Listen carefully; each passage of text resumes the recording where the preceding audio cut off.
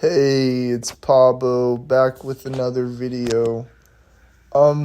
So today I'm gonna focus on a more specific build pathing strategy for some of I'd say most of our players in our alliance to optimize build pathing and maybe reduce some of the extra clutter in the build and just focus on what's most important, because I'm getting a lot of questions, oh, I gotta grind this army, I gotta grind that army. And you know there is an extent where grinding all the armies will get you the best gear, but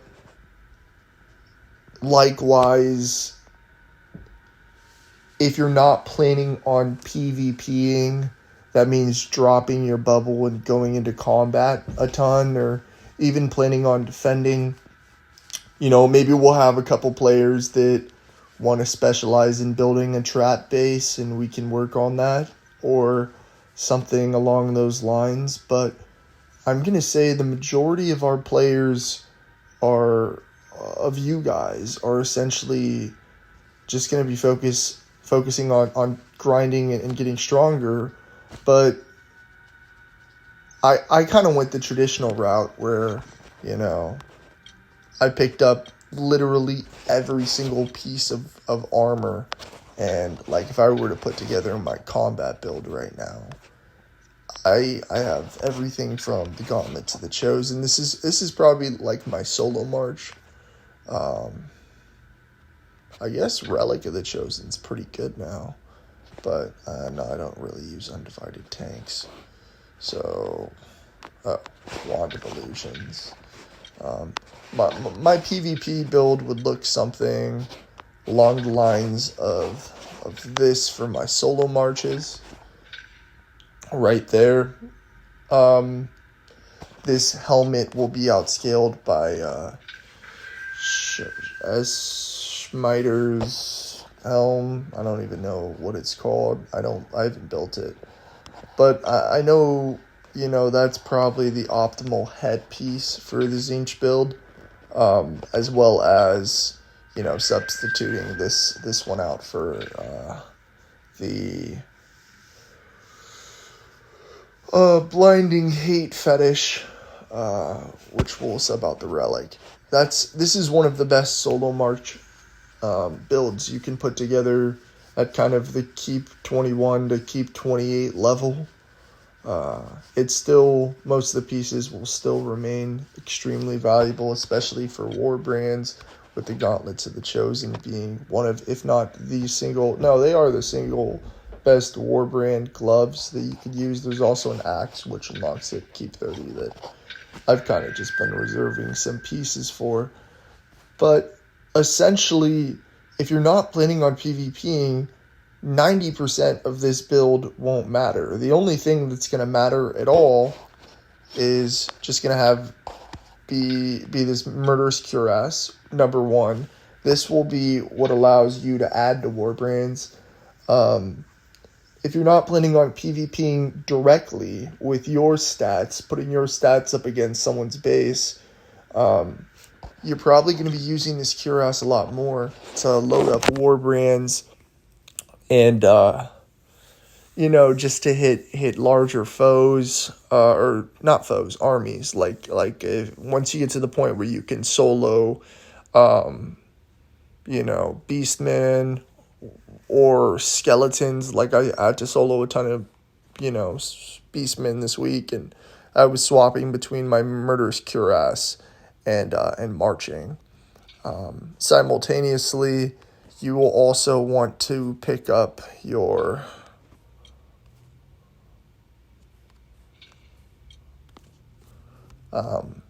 you're also pretty much going to want to grab your Cuirass of Destiny, because this is a core foe hitting item.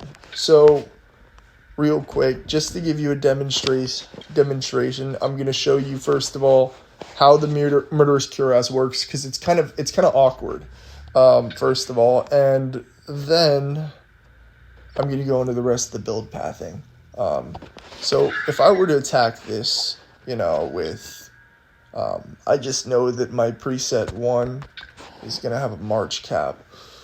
Bonus from my Lords of Change. Lords of Change is also a great march cap bonus, but as we can see, my march cap is 284 without buffs. If I'm looking at hitting a big PvE army, I'll generally blow these 25s, and I generally save my 50s entirely for RVR.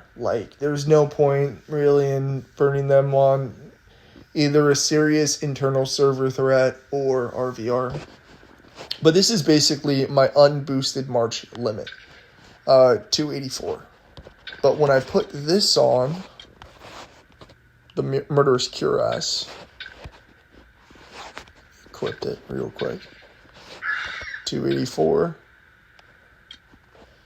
that jumps to 314 with the same exact march. So,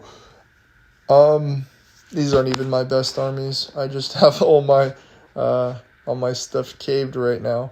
But as you can see, that jump is going to change. Secondly, it does have some pretty good champion march health. That champion march health actually applies to all of your entire march, so long as your champion is in that march too. If your champion is not in the march, it won't change anything. So, 20% health. This one gives bonus EXP and Zinch range damage. This one does not give Zinch range damage, but it gives some Corn armor bonus. I would say overall the Cuirass is better. So what people generally do is they'll leave the Cuirass on as they're queuing up an attack. Like this. I'm just using this army as an example, but this is essentially what I would do against a Beastman army too. And I launch it. And then as soon as I launch it, this entire size of the army, the troop size, 314, is going to be based off what my troop size was when I was wearing the Cuirass. But I actually, right before, sometime between the march, I switched to my other one, and this is going to be my max damage, my Cuirass of Destiny. So, yeah, I'm kind of going to go over some of the core items as we're talking. And, let me see. I saved some stuff. Build pathing, hyperlinking, chord, stem, vanquish build sets, what to prioritize in what order. All right, so chords.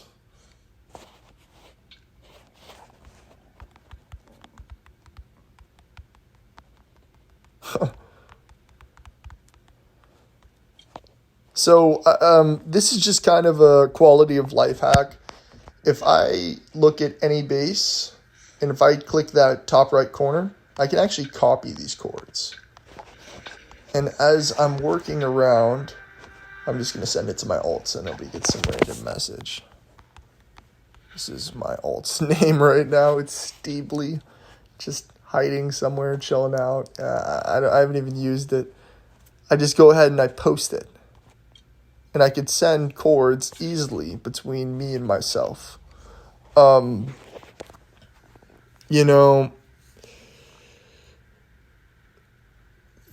This will only hyperlink if there is the brackets around it. And I had somebody, we were doing a couple Beastman Warbrands. One of my friends, one of the homies, he started dropping chords for us as we were farming, and he went like this, 1, 3, 7, and he was like, cool, drop the chord. And I looked at it and I was like, oh man, no, you got to send it in brackets, because this won't hyperlink to a location, whereas this one will. So for instance, if I were to go to one of these other ones, what's even here? This was probably some PvP chord I used before. You know, and the reason why I send PvP cords from my alt account is because my alt account's on a desktop, and it's much easier to look at. But yeah, you see, that this attack was both able to take advantage of my maximum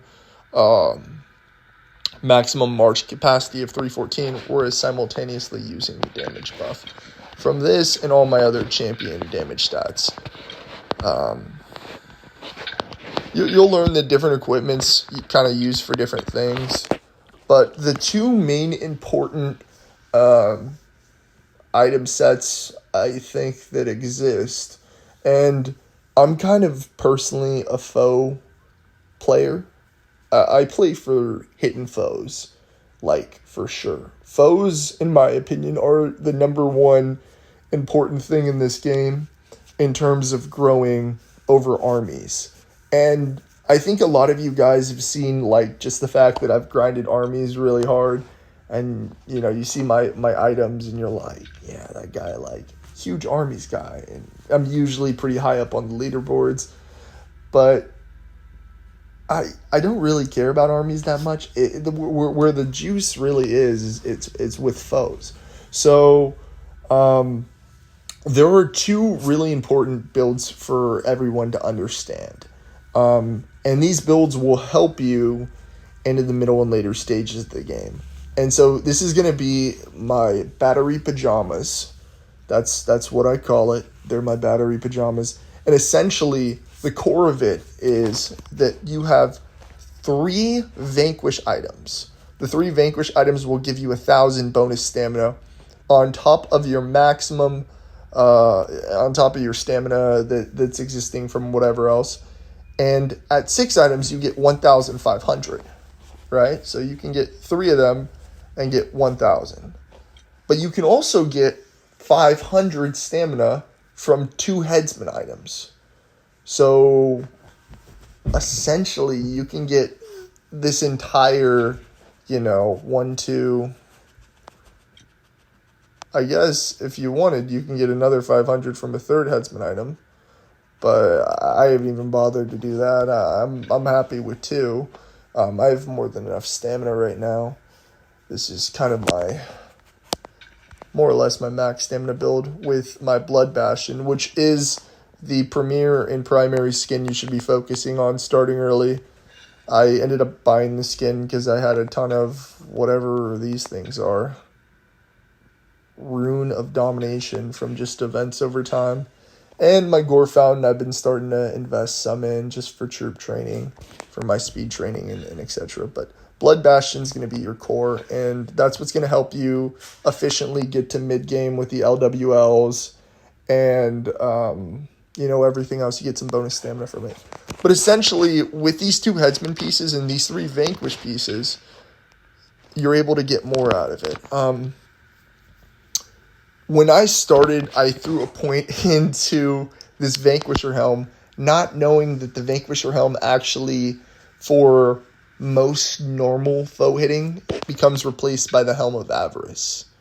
What I mean by that is for LWLs, I might be using this Vanquisher Helm, and, I really like how it gives me some bonus stamina, so regardless, it's still valuable to me, just because it did give me, like, a little bit more stamina. Gave me an extra 100 stamina on my battery set. But it's not the most essential. I would have recommended, just upgrading your Vanquisher boots. And the reason why is your Vanquisher boots not only give you very solid stamina regen per minute, but also, as you upgrade it, you'll also be able to use this Vanquish damage in your attacks. What I mean by that is, if I put together my Vanquish set for an average foe, average foe is meaning any foe that I'm actually trying to farm. I'm not just trying to max damage on, right? I'm going to go for my foe build right here. And this is kind of what it looks like.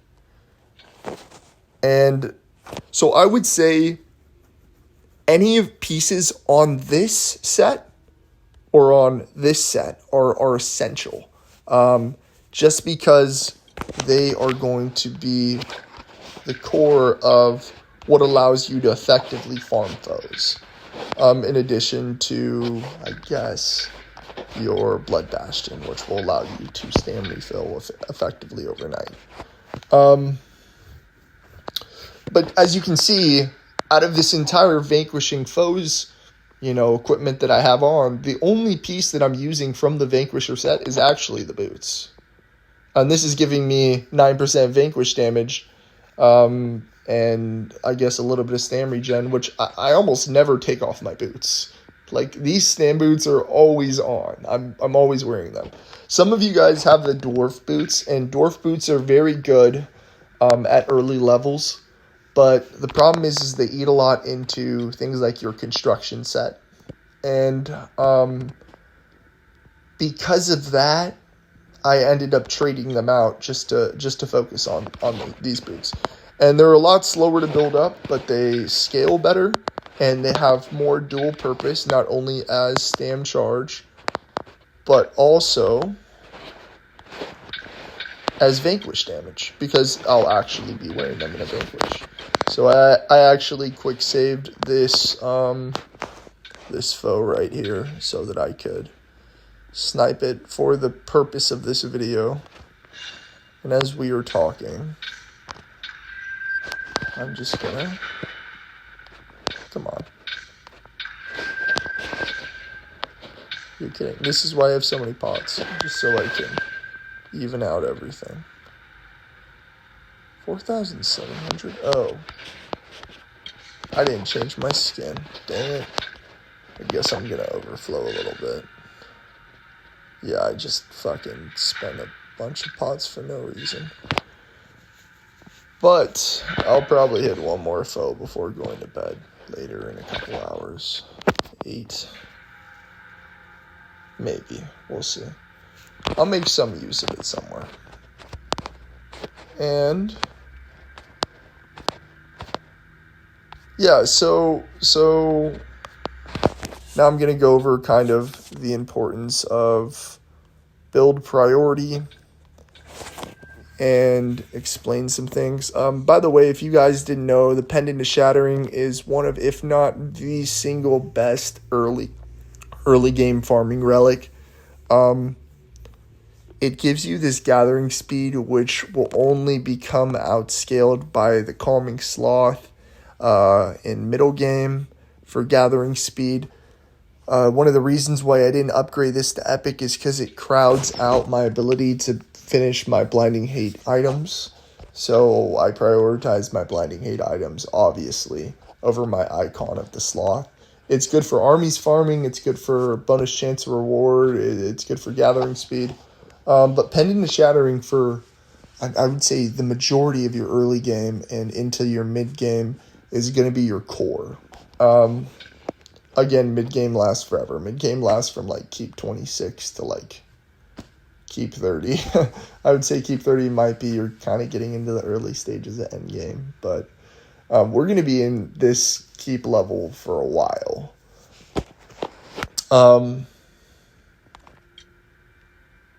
So this runic set is kind of going to be one of your major sets, but let me go through it in order just to avoid confusion. And I'm going to leave these on just so I can actually hit the foe for the amount of damage that I said I would. So we're going to go into the forge, and what I would recommend is anyone who's keep 21, regardless of if your forge is a high enough level to craft the flail and the fetish, just keep the amount of resources it takes to put these together aside and just request the items as you need them. But flail is one of the freest items you can get. Yeah, it kind of takes a lot of pieces from a lot of different sets, but like even getting it to Epic, which is, I would say, pretty doable after, 2 or 3 rotations of an event. which I'm sure we've all had. And not going ahead and like blowing a bunch of I guess runic hammers are one of the ones that are pretty tight because they also overlap with your construction set. But, your pressure gauge, making sure you're saving enough of these pieces in order to get them, especially the army's pieces are one of the easier ones.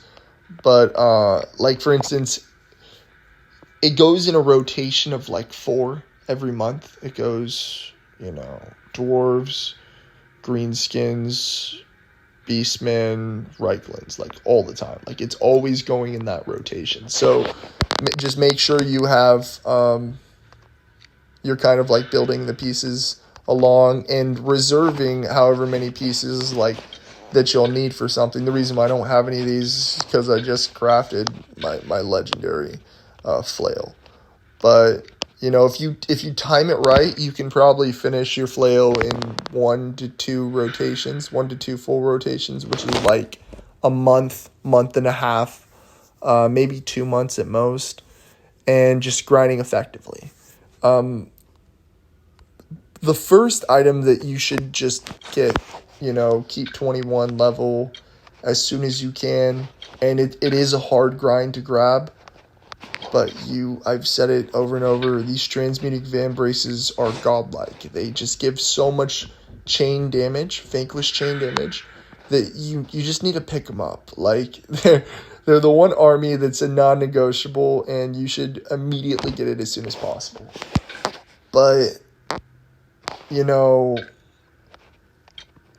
after that, the only other item that's really going to be essential is going to be, obviously, the other item with vanquish chain damage, this flail. This is core. And with these 2 items, you can literally hit foes at the same level as me. The only 2, and I guess the pendant, right? You can hit foes at the same level as me. I guess your champion's going to be maybe like a little weaker, but pretty much being able to take advantage of that. We're going to go over vanquish skills real quick. I don't know if everybody is completely doing vanquish skills correctly. I even had some coaching with Vulgate on this when I came into Uber because I was doing it wrong. So when you go down this vanquish tree, you're going to want to max vanquish damage 1, and then you ignore the rest of the middle tree. There is this vanquish damage 2, but like, the thing is it absorbs so many points that it's not even worth getting a 40% bonus vanquish damage. You're going to get, the bulk of your vanquish damage from your items that are existing, as well as, your prestige, etc. That it's not about the vanquish damage that matters. It's just about the vanquish chain damage. So when you go into vanquish skills, then you're going to want to put enough points in. Well, you're going to want to go all the way down this tree. You're going to want to pick up gloat 1 and, put enough in them so that you can pick up gloat 1 completely. And then go down and pick up gloat 2, right? Just like fully straight up pick up gloat 1 and 2.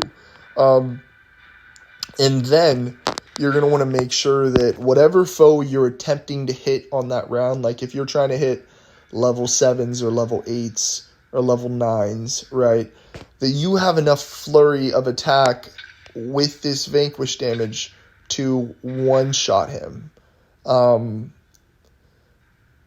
Even if you like overflow on stamina some. Like let's say you build up like 3,000 stamina and then you spend another 1,000 stamina, and that's 4,000 stamina, and that's enough to burn down a level 8 foe. You want to make sure you have enough strikes in order to fill that. And then the rest of the points, everything you have left, well, obviously, at some point, you should be picking up Champion Recovery. If you're not picking up Champion Recovery, I would say Champion Recovery is more important than Gloat. Just because if you're going to have this on all week, you just need to get the free stamina from Champion Recovery. Like skip out on a couple points of Gloat 1 or 2, if you're really low on skill points. And then you pick up Champion Recovery, and then, like, for instance, my Champion's a pretty high level, so all my other points are going into Inhumane Vigor. just because I have some spare ones, and that's reducing the cost of my stamina. And again, like, all those are way more important than going all the way down to Vanquish Damage 2. Don't go to Vanquish Damage 2. Even on LWLs, I don't go down to Vanquish Damage 2. I guess you could. I don't even know. I kind of just go for Inhumane Vigor. I'm pretty sure it's not worth it, but I could be wrong. So, let's see if my champion hit. There it is. And those are more of my paws, which I need for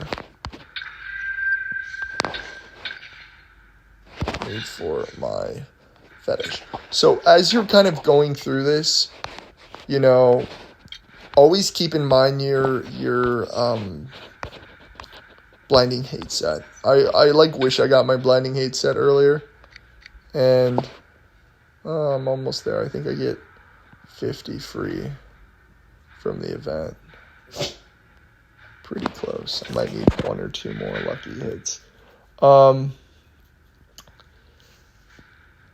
So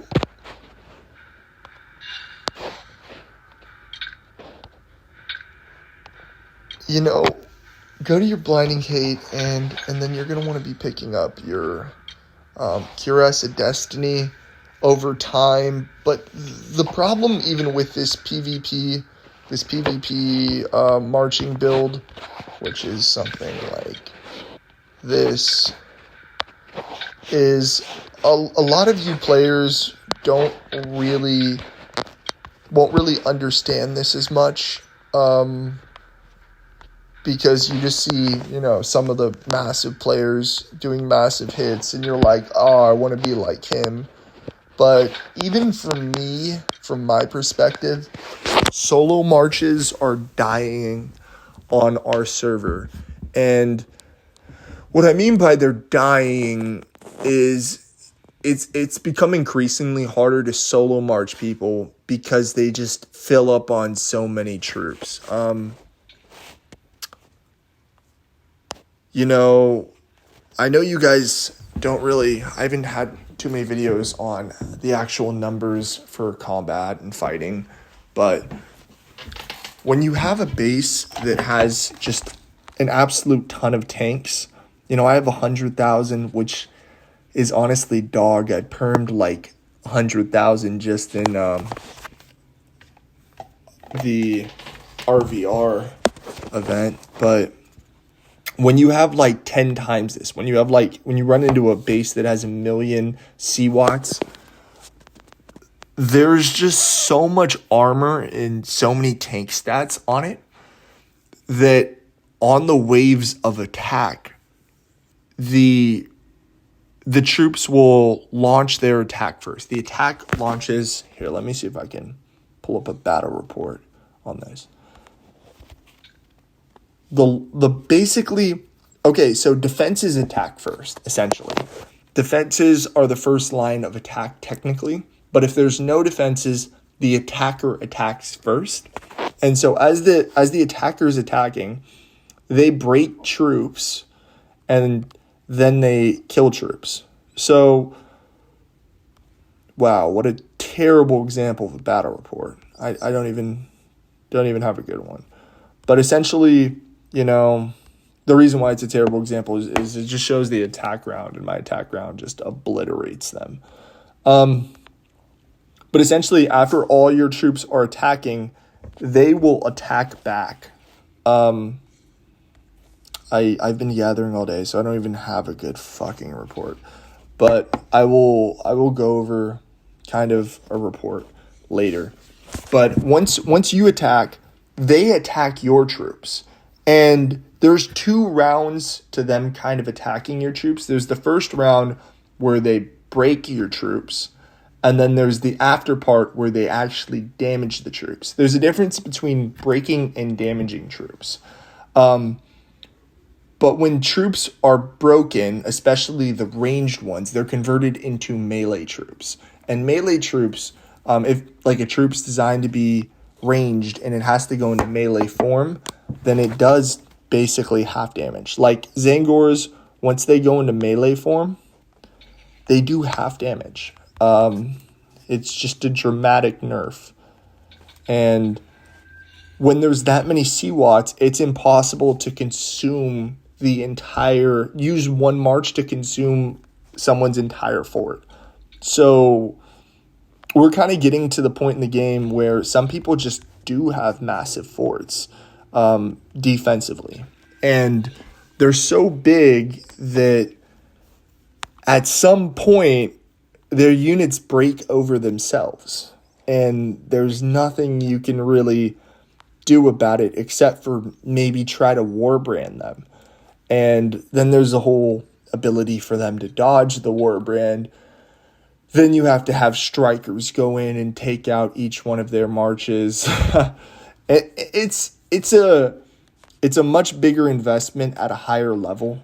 I also want to do a video on warbrand dodging just to kind of show you guys, but we haven't really been in a time of peace to really put together one. I guess I could have, grabbed somebody before to talk about it, but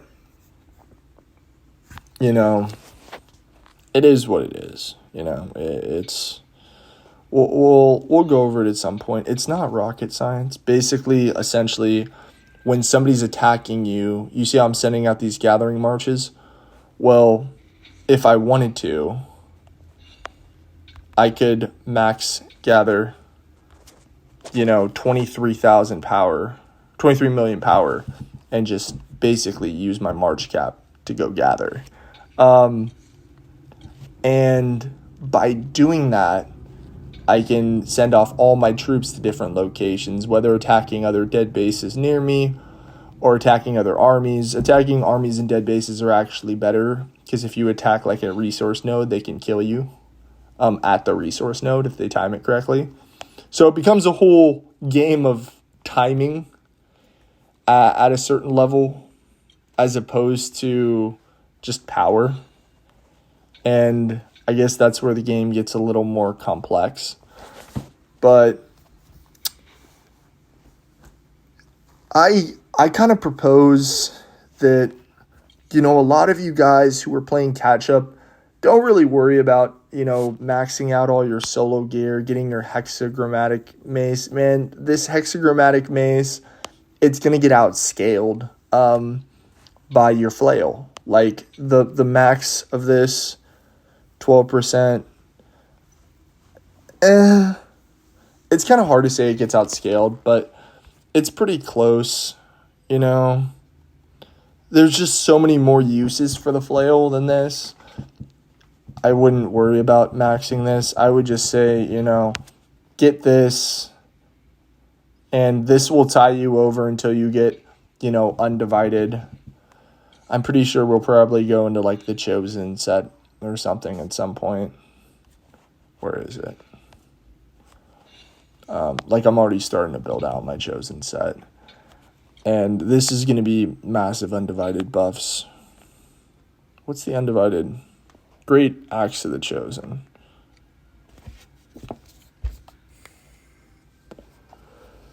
Champion March range damage, Champion March health, Champion March melee, Fortress combat bonus damage against broken troops. I'm pretty sure like this. Yeah, that sounds like it outscales hexagrammatic maze.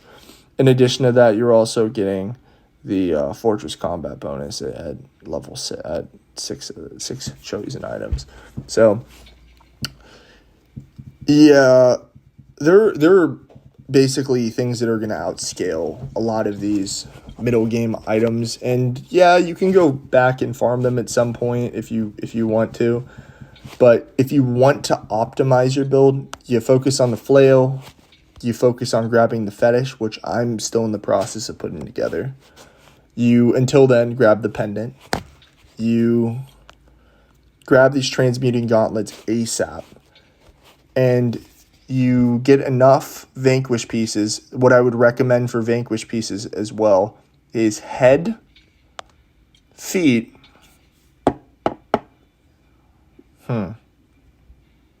If you want to optimize it, you actually go for headsman sword early game. It's pretty solid, but I guess gloves. Gloves are probably the best for Vanquish. And then you go headsman chest, and you go headsman sword, which I did not do because when I started I was a noob. And I just switched those two. But it's not the biggest deal. Like, I was looking at Cogs. Well, he's changed his name so many times. But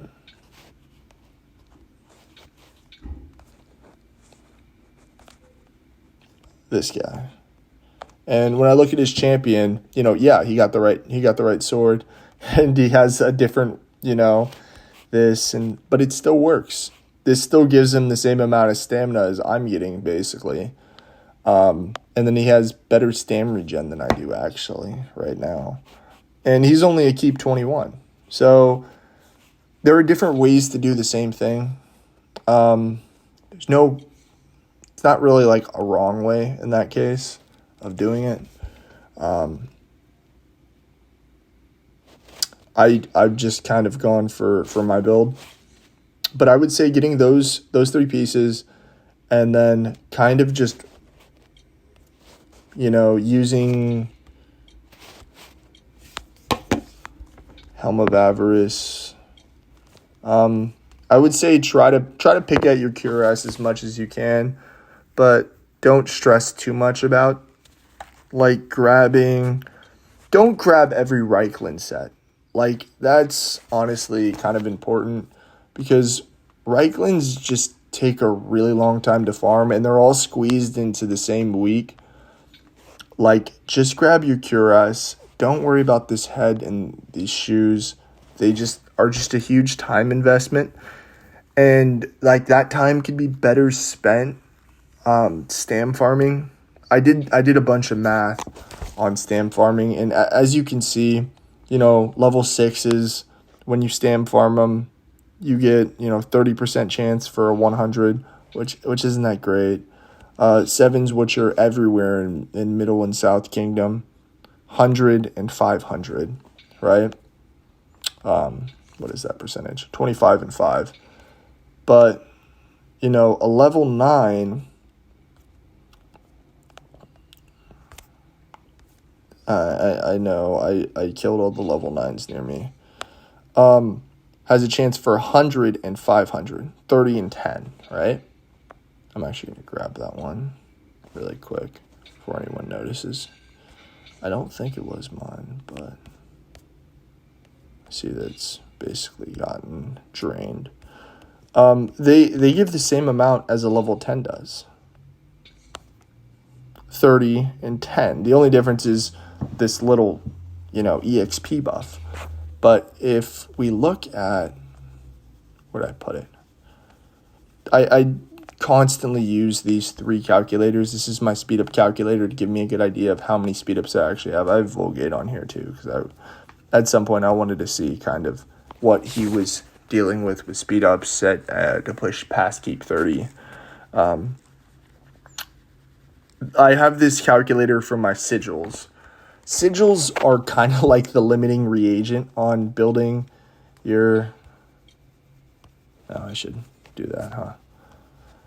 Yeah. Are kind of your limiting reagent on building out your flail and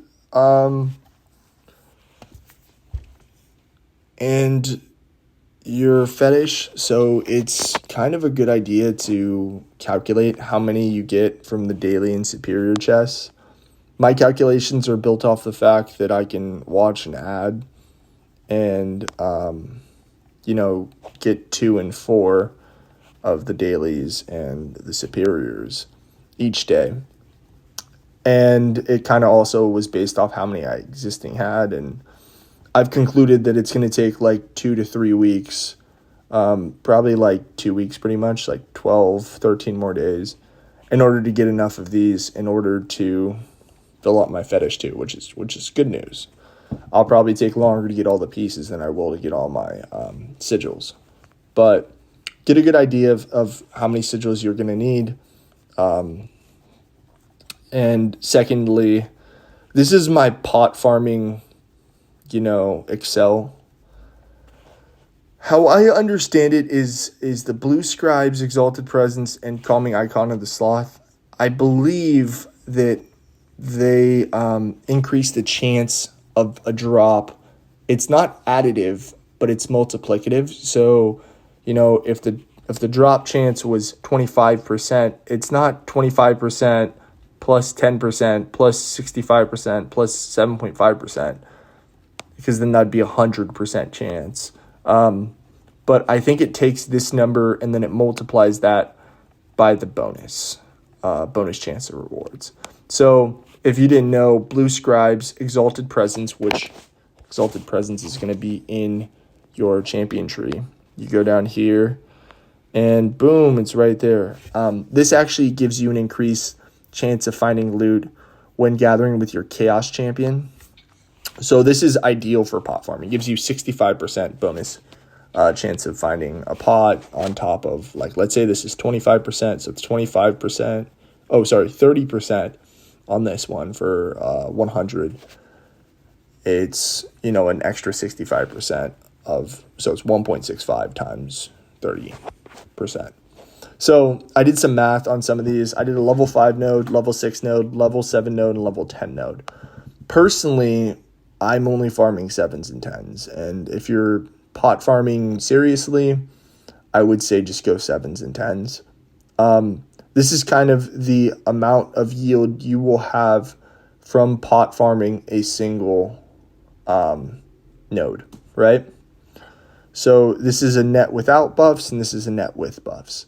Your buffs essentially like close to double the amount of potions you'll gain over the course of a day. I've estimated it to be about 83% more for me, and this is kind of like, a pretty capped build. And I'm assuming that, like, for me hitting, 10s and I hit one every hour, it's actually a little less than an hour. For me, it's like 47 to 50 minutes, 52, depending. But there's also march time. So you got to incorporate march time into that. So I'd say I can clear about this much in an hour. And I'm kind of religious with it, so I'll check it like as soon as it comes back and like launch it again. Like as I do whatever the fuck I'm doing in my day. Like my job is super slow right now.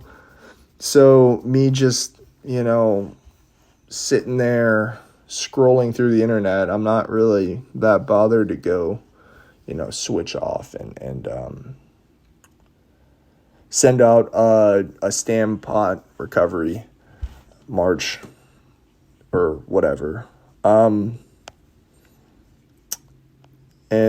oh gosh, that didn't fill.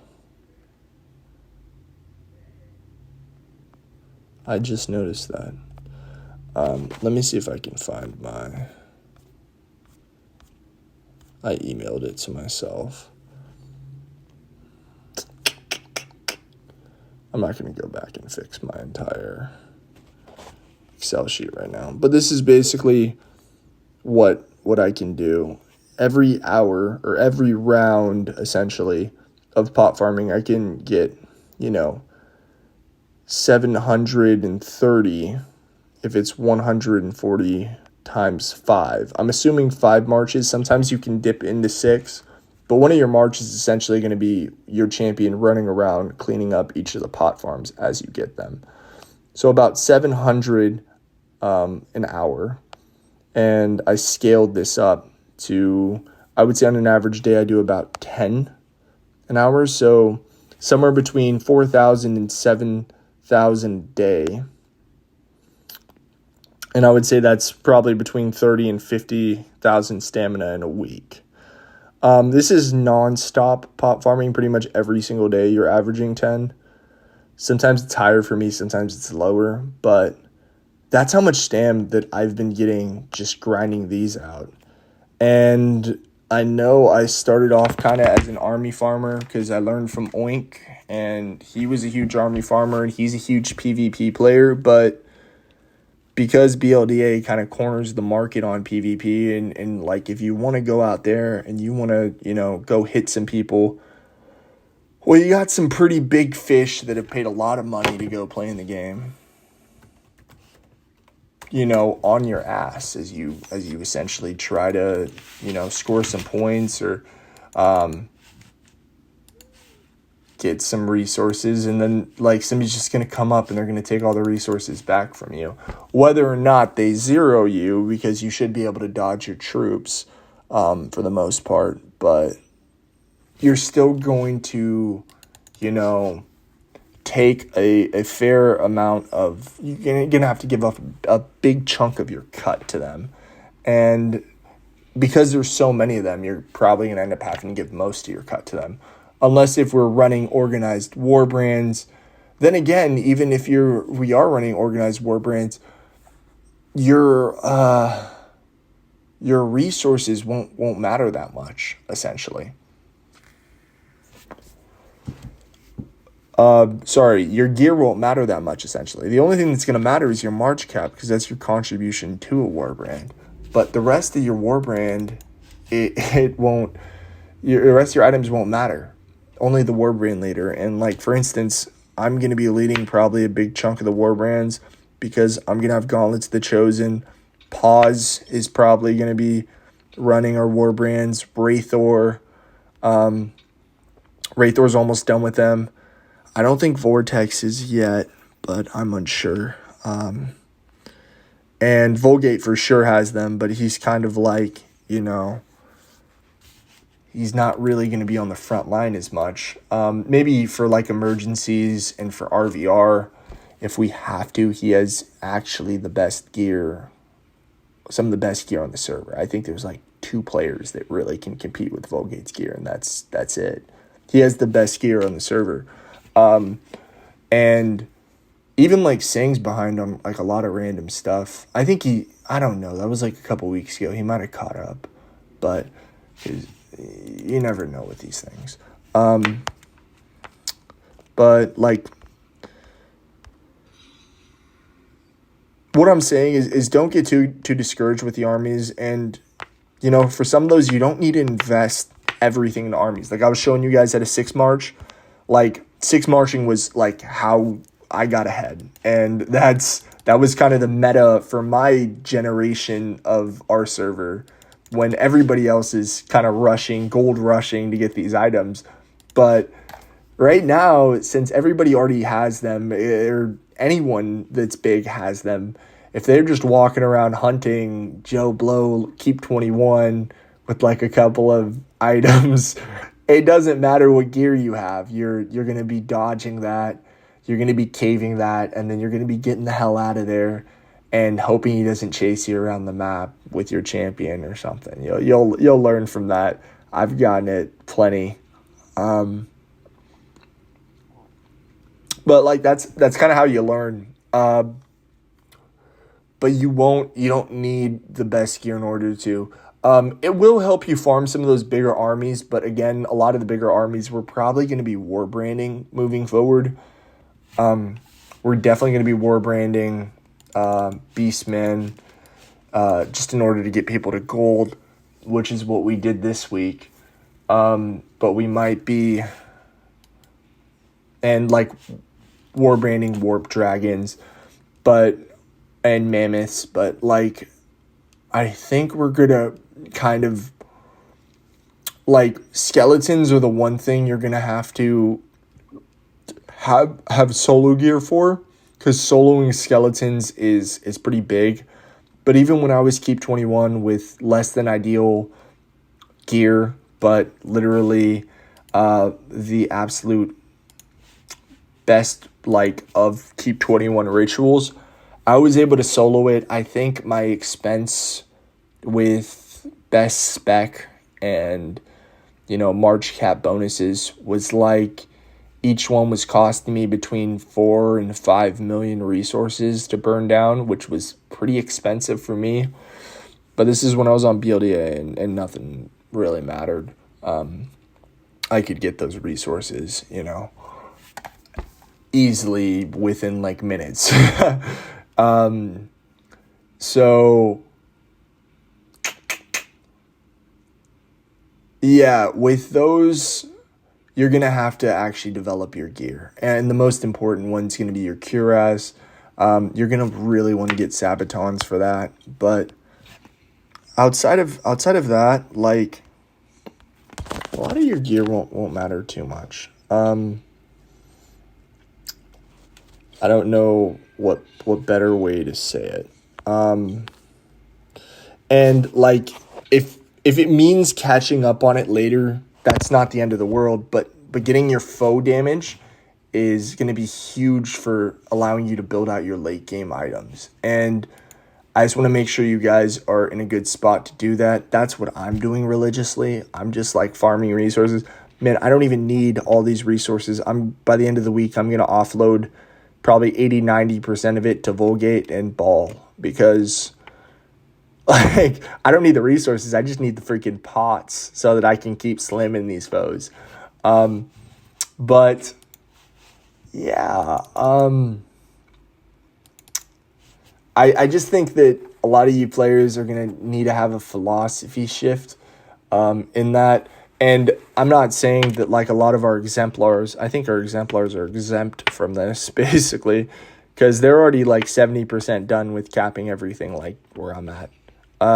But for some of you guys that are like, should I even start this? And you're kind of in that stage, maybe just get, your Murder's Cuirass. Definitely for sure get these transmuting van braces. And then just kind of coast the rest of it and just hit foes. Because you can basically get your flail at keep 21. So there's no point in literally farming for anything else but your flail and your fetish. And you can like skip like 90% of the game. Like all the items that I've phased through, all the items that I've had to do, you can save like probably 2-3 weeks easily, and then just wrap around it and fill those gaps in later. So yeah, if any of you guys have questions about it, you can DM me. I'm like always online. I work at a bank. Sometimes I'm super busy, but sometimes I'm literally doing nothing. And I just want to be a resource, help you guys out, and get it to the point where like a lot of you guys have fun in this game. I know it can get discouraging when like freaking massive people are running around the server and they want PvP all the time and stuff, but like for me, it's not really that big of a deal. I've taught you guys how to get more shields with all the event items. They're really easy to come by. How to work around PvP, and I haven't gone over dodging hits, but again, I kind of did today. Not visually, but the concept. But it's what I'm trying to say is it doesn't matter how much power somebody has, or even if they're stronger than you, because you have a chance to like bail on a lot of things as long as you're just not messing up and taking the troop damage. Like even like last weekend, I had Sang perfectly time one of my marches. The second that it returned back to my base, that's when he hit. Thankfully, it wasn't my main march; it was my second march. But yeah, he still chunked me pretty hard. This is more or less my troop healing cost. Yeah, of course I can heal it all now because I just have tons of freaking resources. But like I couldn't heal that at the beginning of the week. Like for me, I can still farm armies and do everything that I need to because this is all excess troops. But for some of you guys, you're afraid of getting hit and getting zeroed. It's really not that big of a deal.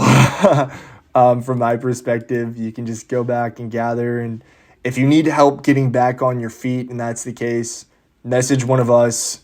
Sometimes I'm the one with the resources. Sometimes it's Ball. Sometimes it's Val. It could be any of us. But at any given point in time, somebody has resources to bail you out, at least to get you on your feet, farming armies or farming resource nodes again. And once you just have enough momentum to be, viable again, you can farm the rest of it on your own. You could, heal your troops back and just remember to be diligent on bubbles next time. It's not we're not like trying to get mad about any of the random hits, the hyper aggression, all this, back and forth political. We're demanding PvP now. Oh wait, no, we're not doing PvP now. We're doing PvP exactly 3 hours after this event, and it's not like an official announcement. It's just like them wanting to PvP again and stuff like that. Like, don't get caught up in all that. Just basically see it as it's always PvP, because technically it always is. And how are you going to play around it? Even when they say it's not PvP, dude, they could be lying. They could be trying to bait everyone so that Vulgate and Ball and Demon Bank and like all the best people to hit in terms of resources and just, power they can target. Who knows, right? You got to think about it like that. Like, play devil's advocate in your own head, and just watch out for yourself. And if you need help, always get help, So that's all I got for today. I think that's kind of helpful. It's kind of rambly and not very organized, any of this. But it's also one of those things, it's on a case-by-case basis. And, I don't want to tell somebody who wants to go PvP and be out there on the front line like Floyd, going out there. He's like undersized, playing things perfectly, giving massive perma, giving huge bills to people. Like, I don't want to tell somebody like that to get off the front line and, hey, don't build your army's gear. No, like, that guy should be building army's gear, because that's where he's going to have the most impact. And he's going to start beating some of those players even with better gear. It doesn't matter, right? So, but for some of you guys that want to take the game a little bit slower and just farm and chill out, and honestly, I've had a lot of fun just chilling out and gathering and setting my gathering marches. And look at that, I got another one back up. And just collecting my pots and grinding my foes and saying, oh man, I need this many. And like, it's kind of like an RNG to get the foes. But, I've had a lot of fun with that too. And working on gear, like just straight gear. So just like, I'm not telling the people who want a PvP that they should drop armies, right? But I'm kind of saying that, like, there's two kind of ways that you can go with this. There's a yellow wood, and the road is diverged, and you can pick essentially like based off your play style. We're also probably going to have a couple of players have like just strictly banking roles based off their choice. Ball is our current banker, but at some point Ball is going to have to push too. So it'd be nice to have somebody who's pretty actively online step up to bank. I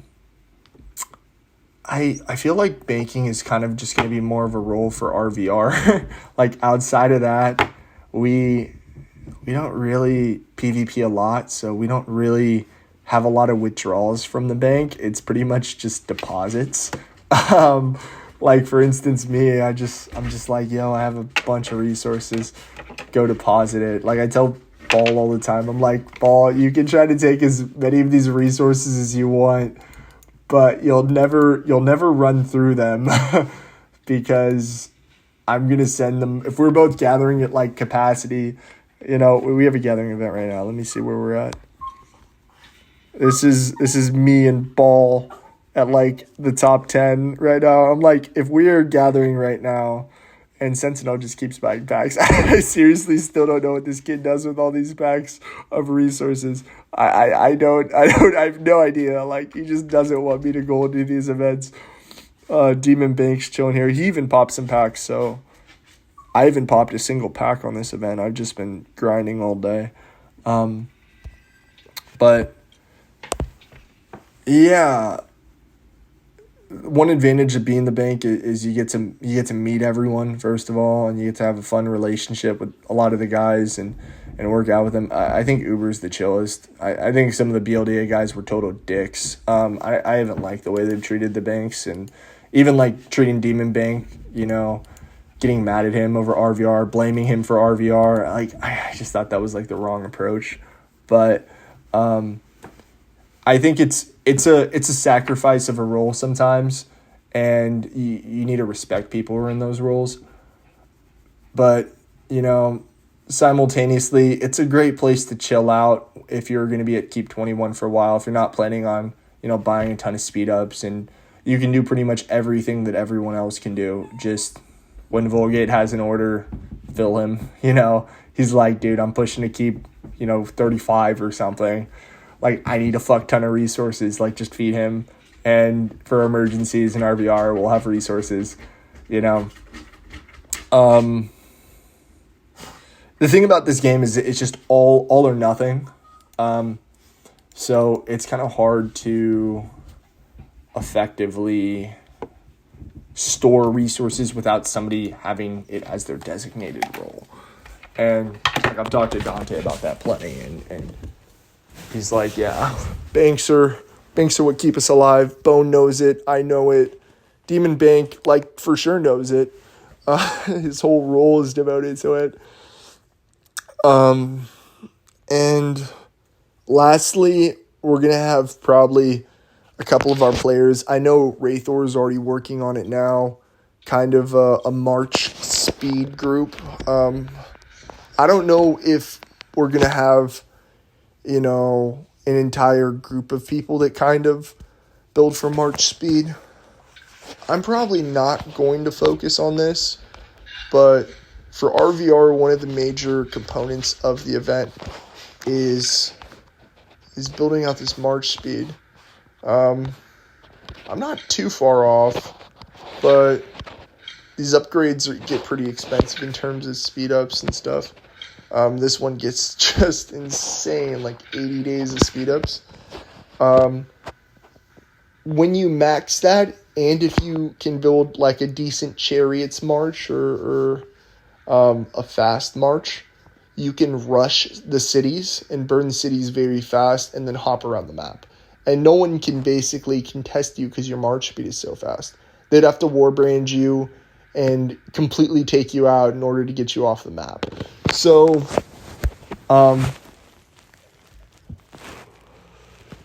yeah, if you guys are interested in kind of being more of a speed runner style and dodging and hitting and burning, we might have a group of guys that kind of focus more on that Wraithor build. He'll be more of an expert on it than I will, because I'm kind of going heavy infantry warbrand. I'll probably be one of the warbranders. Vulgate will probably be the other one. I don't know if we have anybody else building for warbrands specifically. And then we'll probably also have at least one or two guys that are focused on entirely defense trap bases. And we'll have some coaching on that. It gets kind of complex, and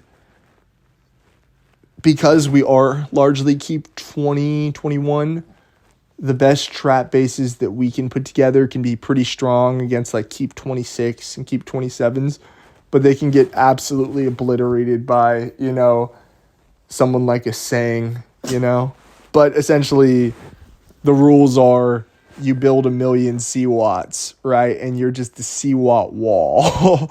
And you build a bunch of defenses for the event. And lastly, you get some reinforcements from somebody with some high damage, like Vulgate, me, somebody to drop some gores in you, and you just hold on to the gores. And then on top of whatever other tzangors you have and stuff, and then you shroud, or you could not shroud, and catch them in a mind game. They just scout you real quick. They glance over. They say, oh, he has a bunch of cwots, and they don't really look at the number. And you just let them hit you. There are also some other strategies that you can learn is if they scout you and you're caved, they can't see what's in your cave, first of all. if they scout you and you have stuff in your sawbones, they can't see that, like, for instance, I heal this right the second before they hit me. And they say, oh, man, he has 40 million of each resource and only, like, that much troop power. That's not that bad. I can kill him, right? And then I heal all these troops, and that's another 40 million troop power, and it just eats their march. So that's another strategy. And then the third one, which is very popular and probably one of the single best strategies, is you can create a war brand and put your own troops in your war brand. And they will think that when they scout you, they'll see that you only have X amount of troops. They won't see that you're actually launching a war brand on, like, a local army. Like, it doesn't even have to be a strong army. It could freaking be, you know, I could launch a war brand at, like, this little Empire army right here, and all my troops will look like they're in the war brand, essentially, and they won't appear to be in my base. And so the second they actually launch the attack on you, you can cancel the war brand. All your troops will be returned to your base from your war brand, and it won't show any animation whatsoever. They'll just get a huge defeat screen on the front. So I think that we could really put together some pretty strong Keep 21, Keep 24, Keep 23 bases as some of you guys develop that are going to be, like, really strong defenses. And honestly, there's not that much of a difference between a Keep 21 and a Keep 24. Keep 26, there's some. Keep 20, Keep 27, Keep 28. I'd say Keep 28 is kind of when you can unlock most of your rituals, most of your essential rituals. And Keep 30 is when you just completely change as but it's also one of the most expensive and time speed up pushes that exist. So yeah, just kind of have fun, keep testing stuff out, see which builds you might, you know, consider enjoying. And I think I've taught you pretty much everything I could think of. One more thing with the Alliance store. All these Alliance coins, try not to spend them. Just try to hold on to them, hoard them. Freaking just hoard them. They're the freest money you'll get. Yeah, at one point do I still have it? I'm gonna scroll up our Discord.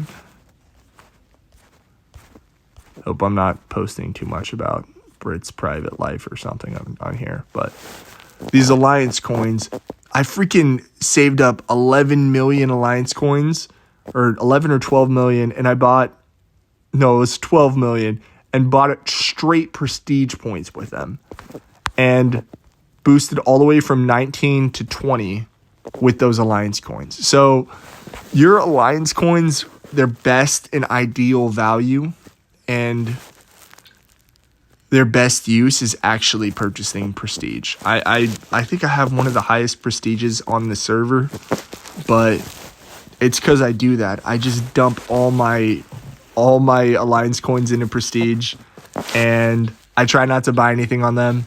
I've definitely used them to buy teleports and random teleports and stuff before. When I was first starting, I used them to buy solo trials. Then I realized that was a waste of money when I could just upgrade my prestige and get more free solo trials per round. And then I get enough solo trials from, like, events and stuff that I don't really think about it too much. There's no point in buying resources. These speed ups are all rip-offs. You know, you want the 10-day speed ups, and they're not an option under Alliance store. Warlord favor, you should never buy it. It's a terrible deal. The bubbles are nice, actually. The bubbles are quite nice. They don't have the 50% standard bearer, which sucks. You pretty much only want the 50 bearer for combat. Your general combat, I guess you'll use the 25s, like if you're just hitting some base, but like I blow through those. But I get a ton. Like, you know, every week that's not a Beastman, I get a couple battle Standard bearers, I just, hold on to them. Champion EXP, terrible deal. I mean, actually the EXP is like pretty viable. Out of everything here that's terrible, it's not that bad. The buffs are good. Actually, the buffs are pretty good. If you're planning on grinding some armies and you're going to be doing it for all week, this is actually a pretty good deal for buffs. Components, I think these are a ripoff too. Just go get the components from farming. The one component that might be worth it is the ice encrusted horns. I would actually recommend saving some of those and buying them with the Alliance store. But yeah, you just want to buy the prestige. I buy like fair amount of teleports right before an RVR, maybe like 20 or so. So what is 20? So 3 million Alliance coins or so on teleports. I've bought construction wagons before, then I realized that, again, I get so many, it doesn't even matter. Most things in this game, you'll just realize you get so many, it doesn't even matter. And I think at, like, the highest level, it's definitely like that. But, you will have to buy some things early on. Like, I might need a couple more random TPs just for the next RVR. Not this next RVR, the one after that. The next RVR is a wash, but, yeah. Dang, do I have any more? I cleared all my pot farms. So, as you can see, my champion's essentially marching back and cleaning up the last little bit of each one of these to get the stand. And I'm using my calming icon of the sloth as well as my blue scribes on each of these marches. So, I hope you guys learned something, and maybe my talk about, how armies aren't always the option, as well as some other things, was helpful to you. And that's all I got for now. All right. Have a good one, guys. See you guys later. Bye.